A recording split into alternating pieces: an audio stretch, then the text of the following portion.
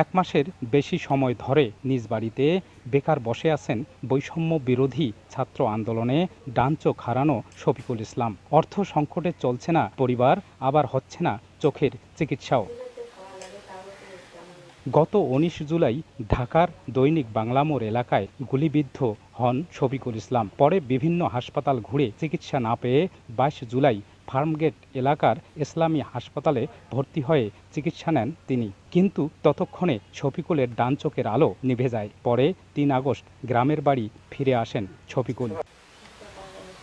আহত শফিকুল জানান, চিকিৎসক তাকে উন্নত চিকিৎসার পরামর্শ দিয়েছেন, না হলে বাম চোখও নষ্ট হওয়ার সম্ভাবনা আছে। মানুষের কাছ থেকে ধার দেনা, এর কাছ থেকে টাকা ধার করতেছি, ওর কাছ থেকে ধার করতেছি করে এইভাবে সংসার টুকটাক করে চলতেছে। চিকিৎসা তো করাইতে পারতেছি না, টাকা নাই, চিকিৎসা করার মতো ওইরকম অ্যাবিলিটি টাকা নাই যে টাকা এখানে একটা টাকা খরচ করব বা বাইরে যাব বা উন্নত চিকিৎসা করাবো, ওইরকম কোনো পরিস্থিতি নেই আমার।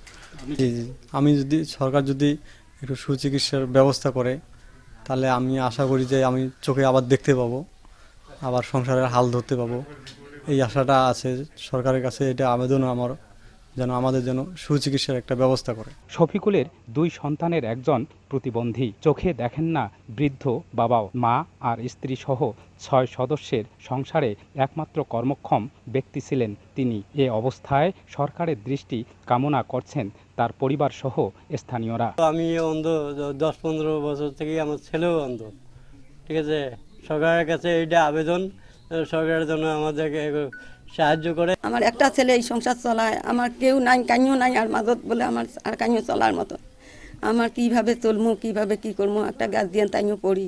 সকলের উচিত, সরকারের একান্তই উচিত যে এইসব পরিবারের পাশে দাঁড়ানো, কারণ এদের বিনিময়ে তো আমরা আমাদের এই স্বাধীন বাংলাদেশ পাইলাম। আমরা মেলা ধার দেনা করি ওর চিকিৎসা করতেছি, আর পারতেছি না, যে সংসারে আমাদের যে অবস্থা হয়ে গেছে। প্রায় ১৮ বছর ধরে ঢাকায় রাজমিস্ত্রির কাজ করতেন শফিকুল। শফিকুলের সরকারি সহযোগিতায় দ্রুত সুচিকিৎসার দাবি জানান স্থানীয় জনপ্রতিনিধিও।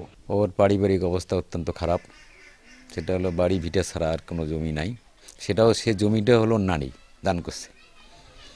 পাশাপাশি তো ওর বাবা একটা হলো অন্ধ, তাকে আমি অন্ধ ভাতা দিছি।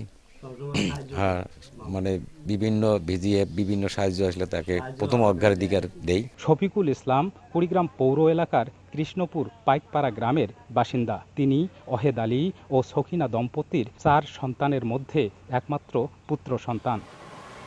বাদশা সৈকত, সময় সংবাদ, কুড়িগ্রাম।